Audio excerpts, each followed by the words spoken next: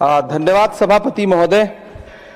हम करें बात दलीलों से तो रद्द होती है, उनके होठों की खामोशी भी सनद होती है। कुछ न कहने से भी छिन जाता है एजाज़े सुखन, जुल्म सहने से भी जालिम की मदद होती है। सभापति महोदय, मैं राष्ट्रपति के अभिभाषण पे अपने बात रखने के लिए खड़ा हुआ हूं। उस दिन देश की संसद के गलियारों में सरकार की तारीफ करती हुई महामहिम की आवाज गूंज रही थी, तो उधर मेरे कानों में हसदेव के जंगलों में आदिवासियों को जिंदगी देने वाले पेड़ों पर चलती हुई कुल्हाड़ी की आवाज गूंज रही थी।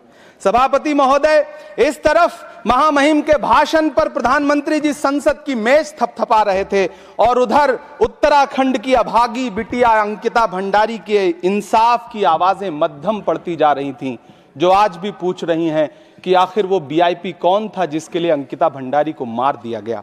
सभापति महोदय, इधर महामहिम सामाजिक न्याय की बात कर रही थीं और उधर उत्तराखंड के कोटद्वार में नफरती लोगों के खिलाफ एक बुजुर्ग को बचाने के लिए खड़ा हुआ दीपक, जो मोहब्बतों की रोशनी लेके खड़ा हुआ था, उसके खिलाफ कोटद्वार की पुलिस गंभीर धाराओं में एफआईआर दर्ज कर रही थी। और वो भी उस दिन हो रहा था जब उत्तराखंड के मुख्यमंत्री कोटद्वार में मौजूद थे।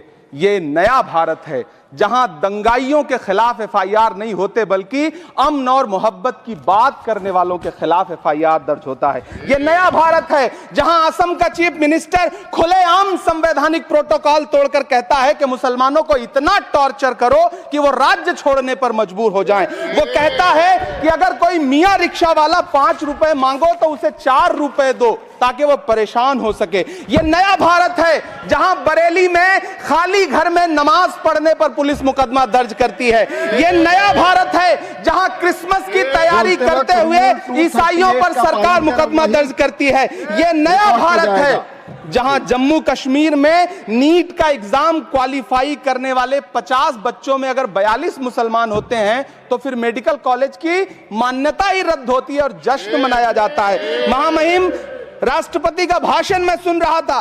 सर, यह नया भारत है जहां मध्य प्रदेश के बैतूल में बच्चों के स्कूल बनवा रहे मोहम्मद नईम का घर स्कूल इसलिए तुड़वा दिया जाता है क्योंकि वो स्कूल बनवा रहे थे। ये नया भारत है जहां कोर्ट का स्टे होने के बावजूद बनारस की दाल मंडी में सैकड़ों दुकानें तोड़ी जा रही हैं क्योंकि रास्ता चौड़ा करना है। सभापति महोदय, मैं आपसे कहना चाहता हूं कि जो पीढ़ी अपने बुजुर्गों को गाली देती है उसके साथ प्रकृति इंसाफ करती है। आप इंदिरा जी और नेहरू को गाली देते हैं, नेहरू को छोटा नहीं कर पाएंगे। नेहरू का साथ आइंस्टीन, नेहरू का नाम आइंस्टीन के साथ लिया जाता था और आपका नाम एप्स्टीन के साथ लिया जाता है। आपको ये बात समझनी पड़ेगी। सभापति महोदय, मुझे 1 मिनट बोलने दे, मुझे कंक्लूड करने दे।